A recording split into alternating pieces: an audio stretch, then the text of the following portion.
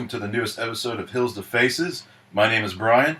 I'm Means. I'm Murray. Shane. And tonight we'll be covering the Money in the Bank pay-per-view. Okay.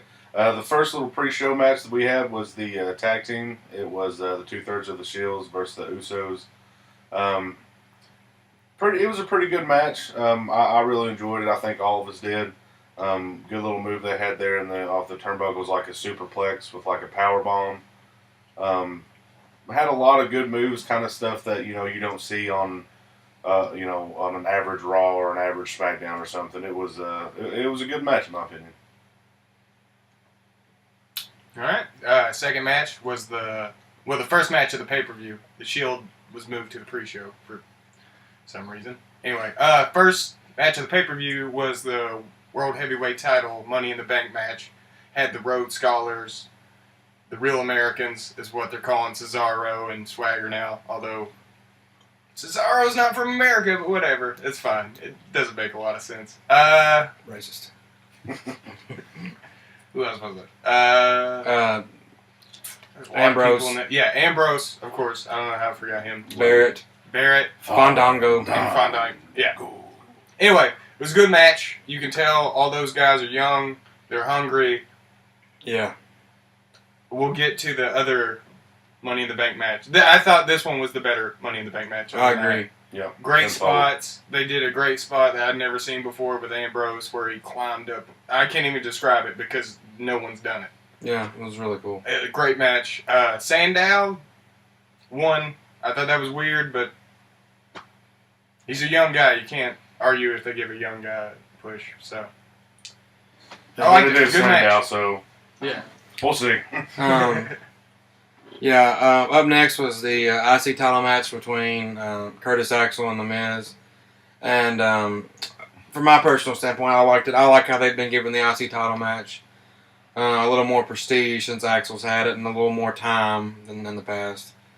If you didn't watch this pay-per-view and you were to start it from the pre-show and watch it, I'm pretty sure it was up into this match, you are going to be thoroughly satisfied as a wrestling fan. Because everything up into, including this match, was great. And then it kind of down after that. But Curtis Axel retained, and I thought it was a really good match. Not really nothing to write home about, but a good solid match. And Curtis Axel retained with his, I don't know if he's been doing this, but this is the first time I've seen him do this finisher. It's like he goes from like a back neck breaker to like an implant on the face of some. Just go from like back to forward. So it's pretty cool. So it was a good match. Next was Ryback versus Jericho in like a grudge match.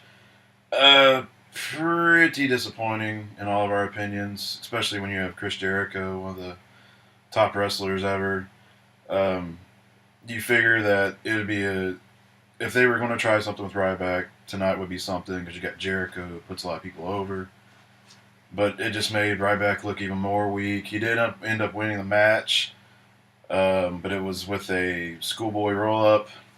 Not sure why you'd have a big power guy doing a roll-up to end a match. But, hey, it's WWE.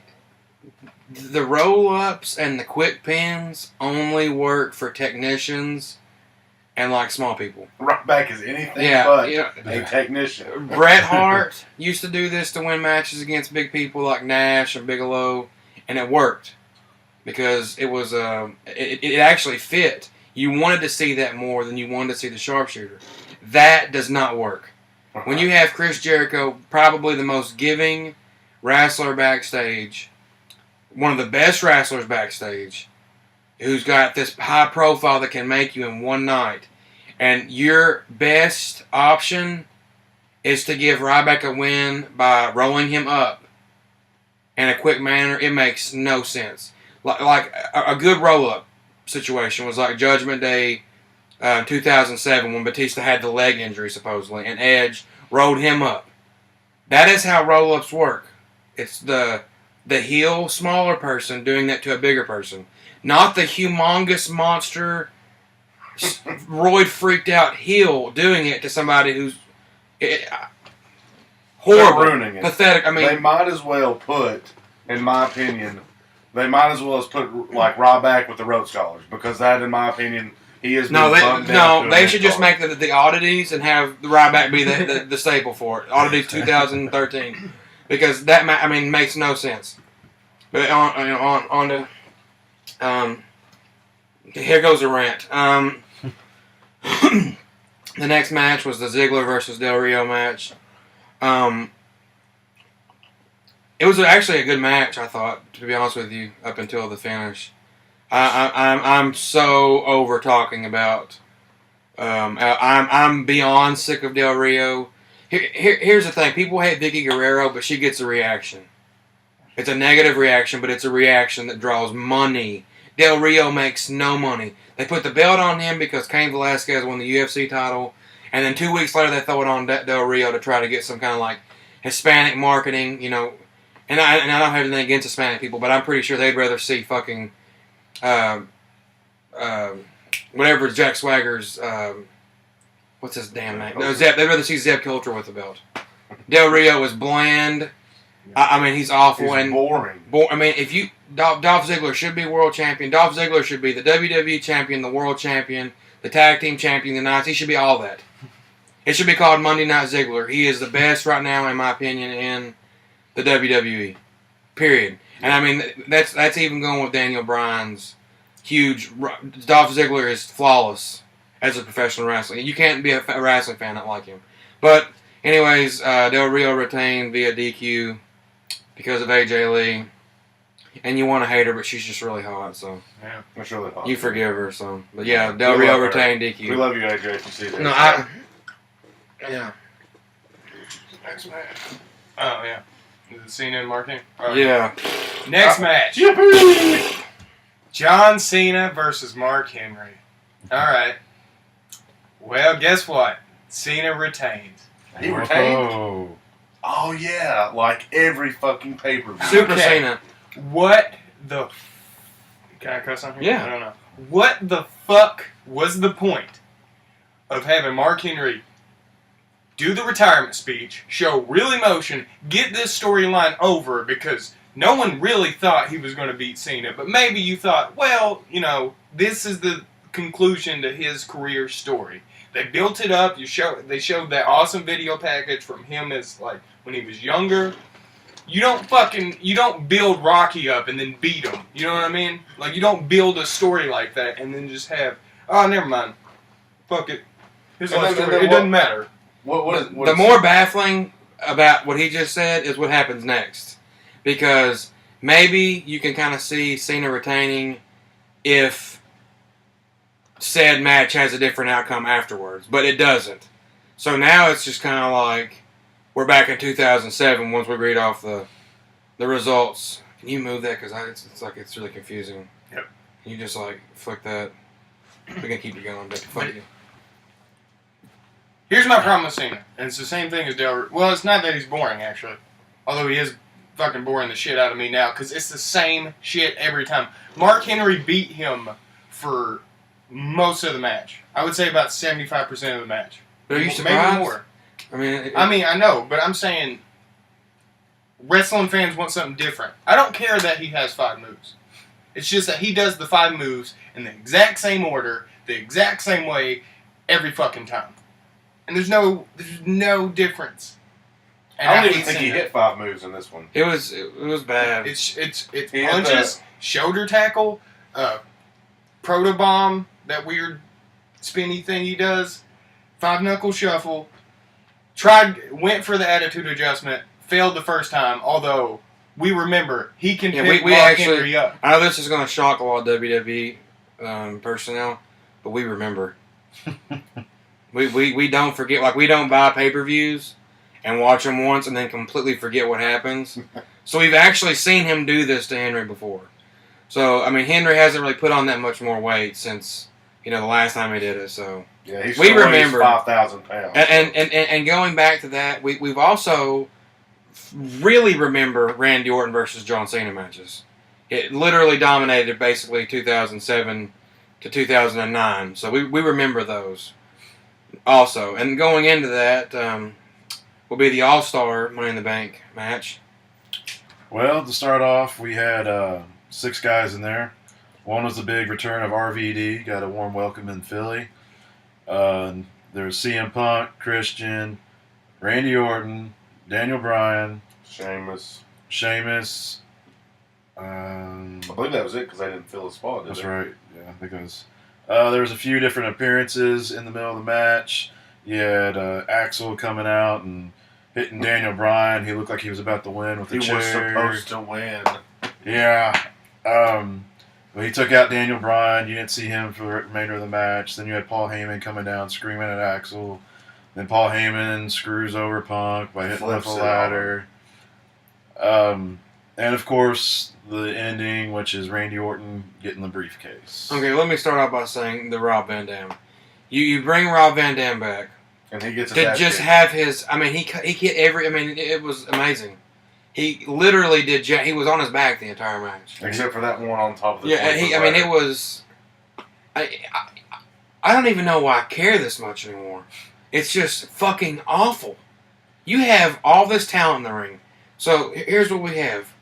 We go back to 2007 with Cena as champion. And the only new thing that we have to work off of, it's not even really new, is Del Rio. And then you have Randy Orton win the Money in the Bank and Cena as champion. So where does that leave us? You don't capitalize off Daniel Bryan's phenomenal 2012 spring/summer. 2013, I'm sorry.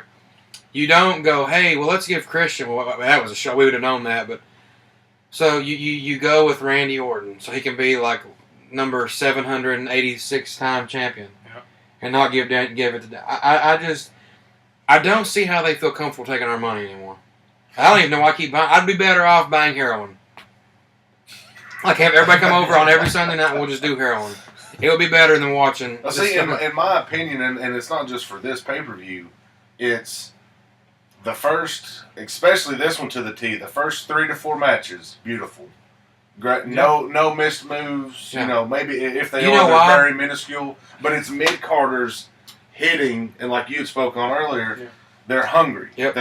They want more than what they have right now. And then you get to the back half of the pay-per-view, I'd rather read a book. It's the WWE is never ever going to push talents like Christian Cage. I mean, I don't know about Daniel Bryan. I mean, Well, I hope that they do, but after tonight, kind of seeing how they just kind of Del Rio doesn't make any sense to me. get him out of there. Like why? I mean, I'd rather watch Sheamus and Big Show again than to see Del Rio. Ever. that was a good match though. Yeah. Del Rio's just when I watch you and just go, Yeah. you get That's no a emotion problem. out of me. That's a problem.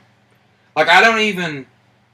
I mean, I guess Cena kind of does his job more because I want him to die every night. Del Rio's just kind of like. He's just there. Cena's not doing his job because his job is he's supposed to make you love him. Yeah, John Cena is the worst thing to ever happen to professional wrestling. And then there's Del Rio. And then, That's a very close second. So I'm going to put it like this. If the Ultimate Warrior is so bad and John Cena is so good, then I'm going to go ahead and say that the Ultimate Warrior was the Ric Flair of the early 90s in the WWF. But when it was the WWF. Because I honestly, John, I had a fucking party in my apartment when he got hurt in 2007. Like a legitimate party. we screamed. Because I was so happy that there was going to be a new champion. And here we are in 2013. Back to square. You go back to 2012, and that was a problem. We all got spoiled with Punk. Yeah. Every pay-per-view was awesome. We all had a good time. Punk was champion, and this is the future of professional wrestling. Mark my words, when Cena's gone, or whenever they get done pushing Cena, they'll find somebody else that's like him that we'll hate, that won't get pushed, and then Daniel Bryan and CM Punk and all those guys will just kind of Go to the back burner. Here's another problem: is I don't think Vince McMahon likes when people get over without his say so. Yeah, I don't think he likes it at all, and that's why he doesn't know how to make a top face anymore. That's why Sheamus, Randy Orton, Cena, they're all kind of in that same problem where they're just generic baby face good guys. And Orton, he's kind of tweening. They're kind of turning him heel, it seems. But if they do turn him heel, it won't. I mean, it won't matter at this point unless he did something He'll still drastic. stay well, it's like what stagnant. you said earlier. Orton seems like he's just phoning it in now. Yeah. Like, he doesn't really care. He's already had the belt. I mean, Where's he 07 gonna was go? one of my favorite times ever as a wrestling, and I used to be a huge. I mean, I still like Randy Orton, but man, back in 07, he was a heel and beating people clean. That shit was great. Yeah. And then now it's just. I like wrestlers who you don't have to really add 50 new moves, but just do something. Yeah. And it's just like Orton, Sheamus, Cena. And don't tell me that Cena added a Hurricane Rana, because it's not a Hurricane Rana. It looks like he's breaking his neck every He time. did it, what, twice? Yeah, Yeah. twice. The first time, I think he's done it more. And again, He's done it more than twice. I think he did it three. That's irrelevant though, but that's not a new. Well, I'll move. say he Yeah. landed it semi-cleanly twice. none of us have a problem with people having, like, a limited move set. Here's what I'm saying. Here's what I'm saying. If you buy a WWE pay-per-view, the last one that I bought that I was just thoroughly thrilled with. WrestleMania. No, it wasn't even WrestleMania. It was Money in the Bank 2011. Because you had CM Punk winning, and then you had Daniel Bryan win the Money in the Bank, and you go, damn, man, we have a chance of something fresh here. And then, like I said, we just got spoiled with Punk. Yeah. That was it. We got used to it being like that. and it was great, and those days are gone. I think that like a lot of that too was Punk was hungry, and I don't think that he is anymore. It seems like he's got a different mindset about him. I don't know. Well, he's probably burnt out of trying so hard. Yeah. Yeah. Why he doesn't get rewarded? It's going to go back to Orton or Cena. Exactly. That's like how the it is. hard workers in the company now are not Dolph Ziggler, like The the Ziggler's, hardest the Punks, worker. the Bryans. I hope that TNA. They won't, but I hope they get their head on straight and something drastic happens and they become the number 2 show in the world. They become cool. I mean, I like TNA, but I hope that they get big and I hope that people like Dolph Ziggler and people like Daniel Bryan and people, like that have a place to go and showcase their skills and be appreciated for it. Yeah. Because I feel like either one of those guys in TNA would change the landscape of TNA. And vice versa. I feel like and here's what I'm saying, like, WWE is so stuck on this image of being huge and tattooed and shit. If TNA or if WWE was to acquire like Austin Aries or Bobby Roode, you'd never see them. They'd be in developmental for fucking 3 years, Yeah. and they'd wildcat Chris Harrison, turn him into some joke, and then have him careerless. And that's the reason why that it's like, as a wrestling fan, you want to see TNA succeed, because there's no hope for WWE until Vince McMahon dies. And I hate to say that because he pretty much scripted my childhood. Yeah. Or wrote the play-by-play of it. But in 2013, he is an awful person for business. Randy Orton should have never won that Money in the Bank match. It had to have been Daniel Bryan. Yeah. You literally fucking crapped on all that momentum tonight. It's done. I mark my words, it'll be Daniel Bryan and Kane versus the Wyatts at SummerSlam. When you have a hometown guy like RVD and Daniel Bryan's in the ring with him, and Daniel Bryan is still getting way louder reactions out of the crowd, there's your top babyface. And There. And something else, who got the biggest reaction of the night? And keep in mind, this is Philadelphia. This is smart wrestling fans. Very intelligent wrestling fans. You got several places like that. You got like Chicago, Philadelphia, New York. Smart fans. You know who got the biggest reaction of the entire night? Ziggler. It wasn't Rob Van Dam, it was Dolph Ziggler. Yeah. The entire night. And then what do you do with him? He comes out there and he fucking busts his ass for you. And then, fuck him. Ridiculous, dude. Well, guys, I think we've ranted enough on this pay-per-view. I think all in all, like we'd said, the first 4 matches were solid. Yeah. After that, it kind of just went down. Do yourself a favor, just turn it off when Ryback walks out. Yeah. As soon as you see Jericho, turn around, give us, just cut it. But I think that's going to be all for us on this one. Hopefully, we can have one up. We don't want to have a video where we rant and bash professional wrestling. I love professional wrestling. Professional wrestling is my life. I love it. I want more. I hope that I don't know. But I say from that standpoint, like us three, me, Brian and Means, and then you had been to a WrestleMania. All of us have been to a WrestleMania. And, it's like, that's out of this world. If there's one thing you can do in this world for me to say would be try to go to a WrestleMania. WrestleMania 30 is going to be out of this world. Anyway, we are used to from our age group, are used to better pay-per-view quality. A solid 2.5 or a solid 3 hours of just great match after great match after great match. Even if Cena retains, if Cena retains and the other 6 to 7 matches are solid, no miscues, just great match, I'm fine with that, because obviously Vince isn't going to take the belt off of Cena, and he has no plan to. So I don't know. I don't think I mean, I honestly, I hope to God that I'm wrong, but I don't think that Cena doesn't want to not be champion. Because a lot of those people have a hard time letting go of that spot because they're afraid they're not going to be anything.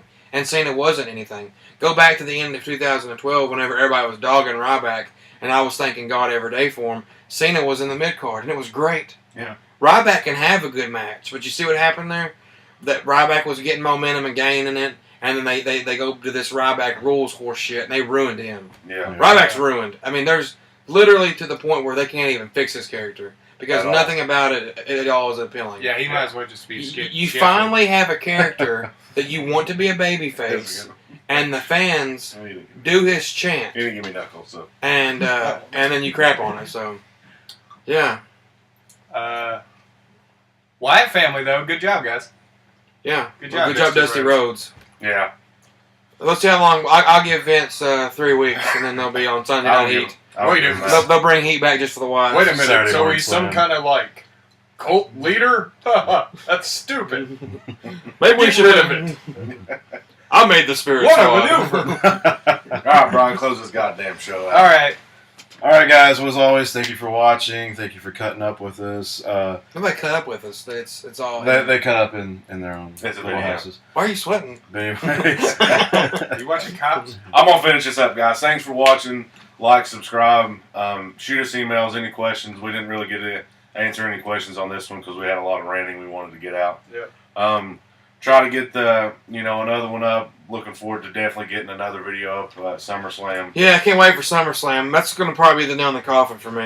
So. If it's anything like this one, yeah, then it's just going to be, I don't know, maybe we'll do reviews on like wrestling toys or something, just straight unboxing videos. But thanks for watching, guys. Like we said, like and subscribe, and we'll see you next time. thanks, Yeah, guys. thanks.